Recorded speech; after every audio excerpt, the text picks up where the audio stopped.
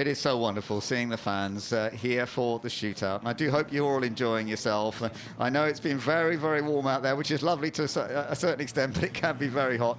And I do hope you're all enjoying this, but building up for what is the battle against the clock, to see who can be fastest up the hill and to see who's fastest in each of their groups as well. And when you see something like this, it's always interesting, of course, to see some of the older vehicles. And you've got the 1907 Mercedes 120 horsepower, and it's Archie Collins this time who's going to be doing the run, the son of Ben, who owns this machine. And Archie, who's done all sorts of bits and pieces at Goodwood, now that he's getting to the age where he can do whatever he likes. He actually was a winner in the class that they run at the Revival at the end of the season, the Setrington Cup, which is a great one for the kids to do. And now, of course, he's been getting competitive in some of the late cars that his father owns. So he's been allowed to take the reins then of a slightly bigger machinery instead of a pedal car, and of course what a great opportunity. I believe we did see him as well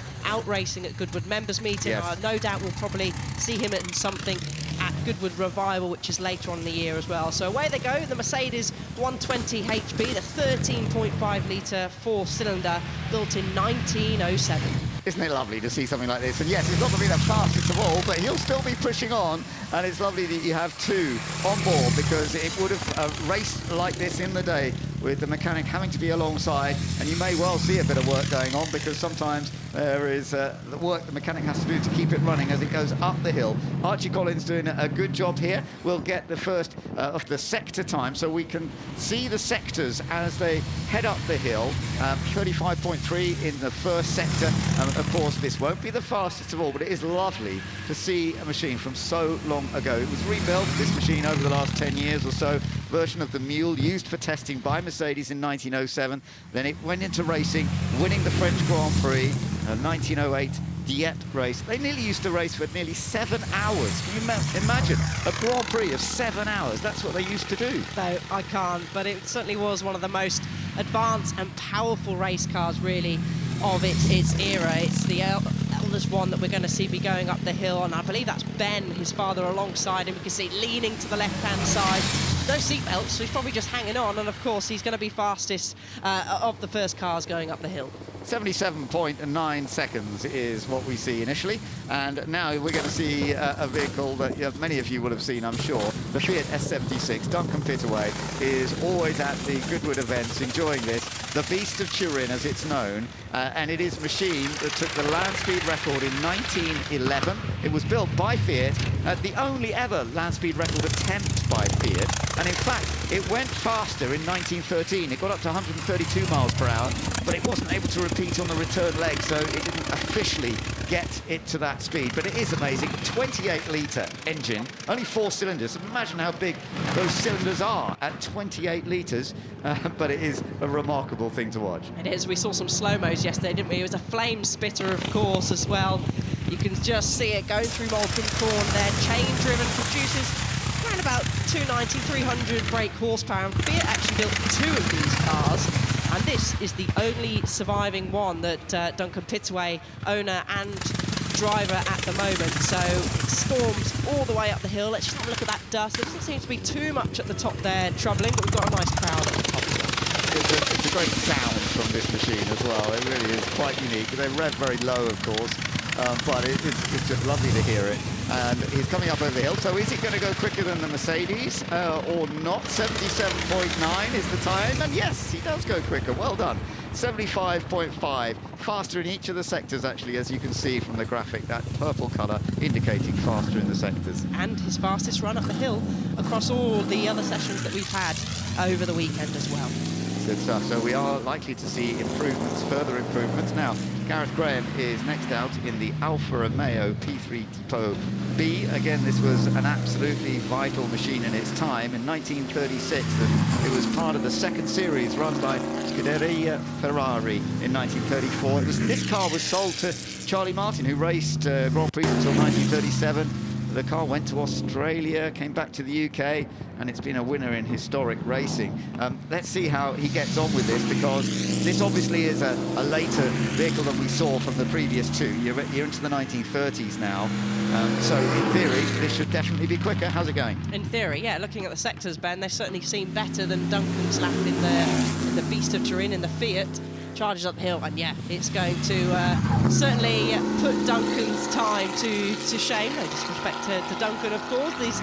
But looks like the Alpha is going to jump up to the top of the times. Yeah, it is going to go that little bit faster. So 75.4 to beat, and it's 65.9. So the difference between a machine that was, of course, built as a land speed record machine and therefore wasn't the fastest thing off the line.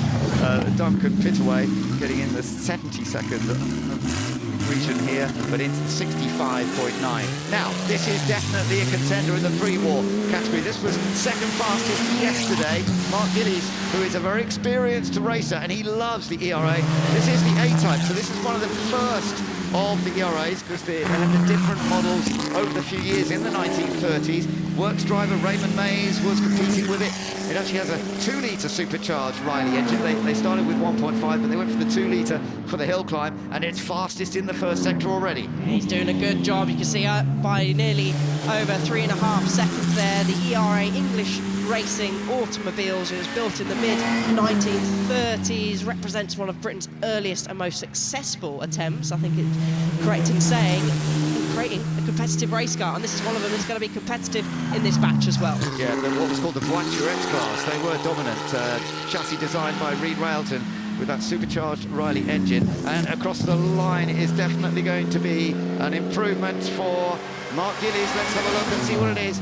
61.29 seconds. Now that is 3 seconds faster than he did yesterday, isn't it? So is that the track getting better, Ben, or is this these drivers saying it's the last shootout at the end of this weekend? So are they just pushing that little bit more? But now this is going to be its closest competition. We expect the Maserati Tipo 26M, Julien Majoub. He's well known here at Goodwood, especially if you've tuned into Revival, members meeting. And the M stands for Maggiore. That's probably not my very good Italian. You can see Julian style wheel spin also stands for major, and this was indicating that this was a larger, more powerful version of the earlier Tipo 26 models. And Julian, we always know, he's going to be putting it through its paces. He was saying yesterday when he just managed to go faster than the ERA, he said, well, I do have more power, so I'm not surprised, but he does push hard. But look, he's down at the moment. He's not putting together the sector times that Mark Gillies has done. So I think this is going to be close. Now, he will have a bit more straight line speed up at the top end, and he's still throwing it around, but is he actually going to be faster? Effectively, he's won the pre-war class, because that was set from yesterday. But let's just see which of them is going to be fastest today on the final run of the shootout.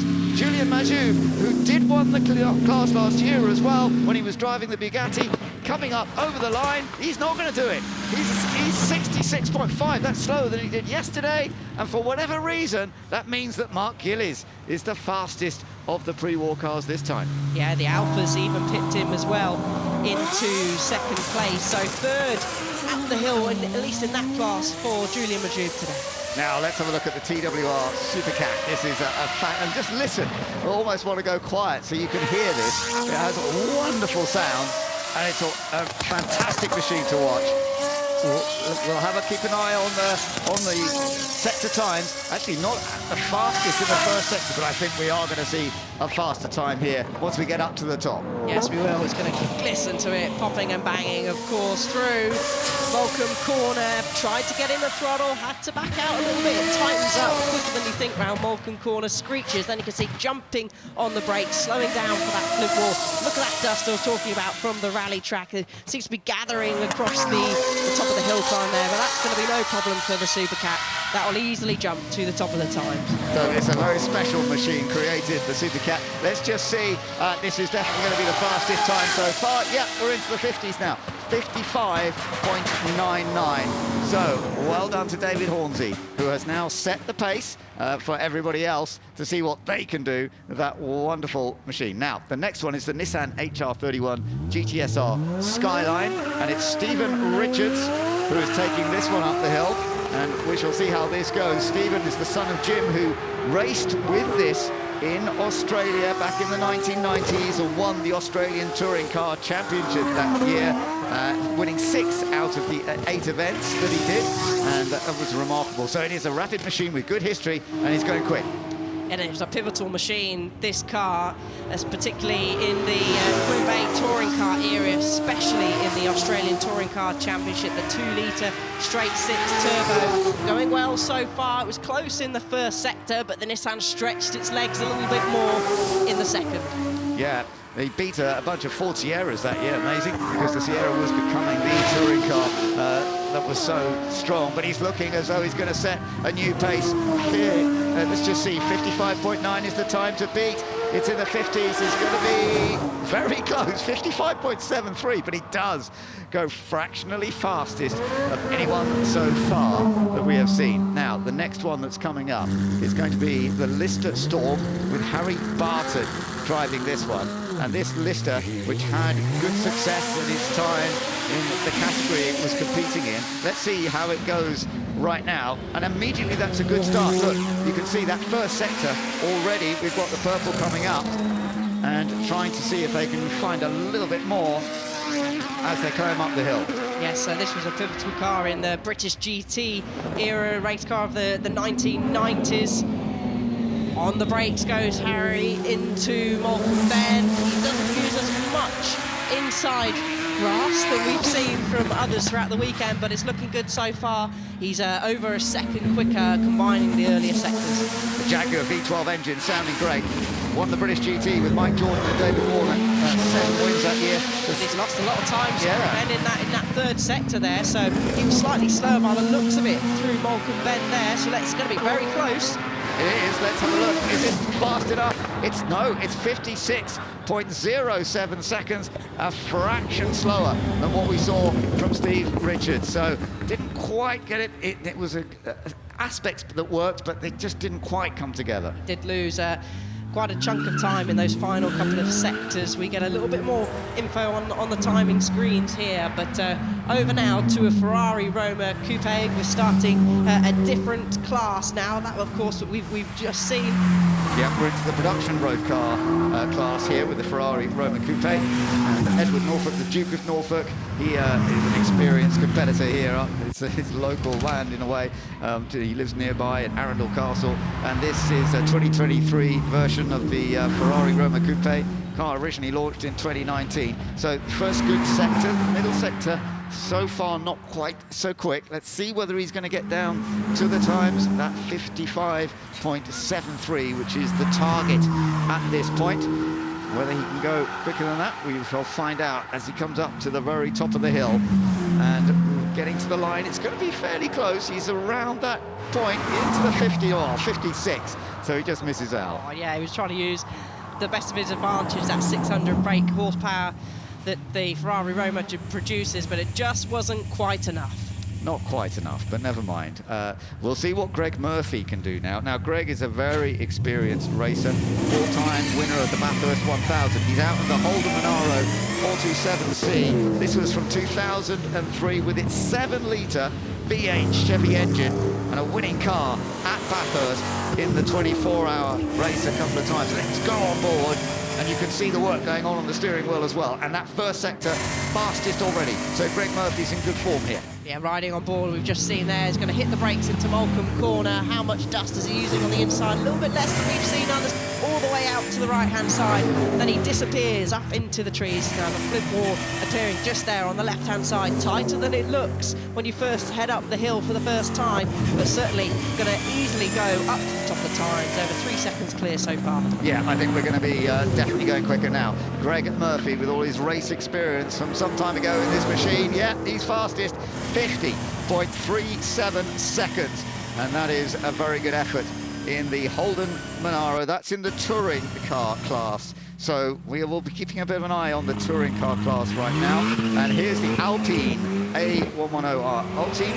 So this is the production car class, because obviously this is a current production car, but it is rapid, and it's Laurent Heugen the 52-year-old Frenchman who has very much been a part of Alpine, who knows them inside out. He certainly does. He's been the Renault Sport and Alpine tester and developer since 2004, played a huge pivotal role really in chassis and performance calibration, so I'm sure he's been a big part of helping this on. He just used a little bit too much inside grass on the apex of Moulcombe Corner, rear kicked out. He had to back out the throttle a little bit.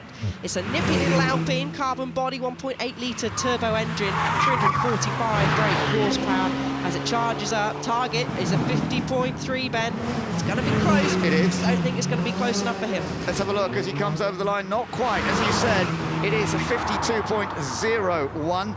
Obviously, that is still a good performance with the Alpine in the production car class, but yeah, he doesn't quite go for the fastest time overall this time. But we are going to see a few more heading up the hill that are going to be very, very rapid. Now, Dirk Müller is heading up in the Mustang now, and Dirk Müller from Germany, a winner of the Nürburgring 24 Hours with BMW. He's taken all sorts of victories in his career. This Ford Mustang rapid off the line, street version of the GT3 car, 5.2 litre supercharged V8. So you've got lots of horsepower here, which is going to help him. It would be a top speed, a machine like this, which it won't get to at the line.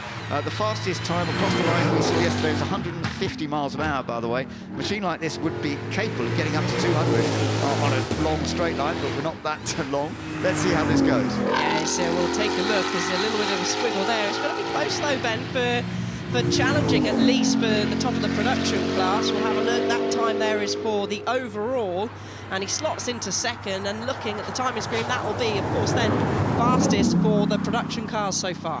Yeah, that is impressive, isn't it? For the production cars, that's a good time, there's no doubt about it. But now looking at Alex Summers in the Shadow Chevrolet. Alex, an experienced hill climber in this Shadow Chevrolet that was such a dominant force in Can-Am in its period in the early 1970s, and he knows this place so well, Alex. Let's see, he's fastest in that first sector already. He won the category yesterday, but I think he can really put together a good lap here that is likely to be fastest of anything we've seen so far. I was struggling to hear you on my headphones there, Ben, as the 8.3 litre V8 engines goes through past our commentary box window, and in this particular chassis, Jackie Oliver won 4 out of 5 races, securing that title in 1974. So a lot of history in this car, and a successful one as well. And he is going to jump to the top of the times, and that is an impressive time. He's actually gone, let's have a look, 3 seconds quicker than the time that he did yesterday. So right, yeah, very solid job by Alex. That was very quick, 47.88, there's no doubt about it. Now, Sarah Bovey is out with the Porsche 911 GT3R. This is a rapid machine, and she's a very successful racer, knows it inside out. And yesterday, she did have to slow down when there was a bonnet that had fallen off another car, and she had to come back down and go again, but she's definitely going for it now. I saw Sarah, and she's always got a big smile on her face, and when I saw her earlier on, that's exactly what I was greeted with, a big smile, loving being here at Goodwood, as she kicks up grass on the inside and the outside. The Iron Dames, an all-female endurance racing team founded in 2018 by Deborah Mayer. They competed in the World Endurance Championship, created history in the world in that championship with a win in Bahrain in 2023. Sarah has been a huge part of the success of that team. Let's have a look where it's going to go across the line. 49.51 slots into second. Yeah, so close, but not quite the pace that Alex Summers had. But of course, she's in the GT category, whereas that's a different category for Alex. Alex in the sports car category. But we are looking, of course, ultimately at the fastest time of the day. And Jake Hill is always a huge talent. Lovely to see Jake, the British Touring Car champion, current champion. And he's had wins already this year as well. But he loves being at Goodwood. Oh, look at that. He held that together so well. Did, and the classic golden livery as well, the 6-speed sequential gearbox. We just saw a shot of Jake there going up through the gears. 5 litre V8 screams, kicks up dust, riding on board now. He's going to head up the hill. Produces around about 330 brake horsepower. Jake, of course, the 2024 BTCC champion, British Touring Car champion with 8 wins. He's half a second down in that final interval. Is he going to jump up to the top of the times? He's certainly going to challenge it.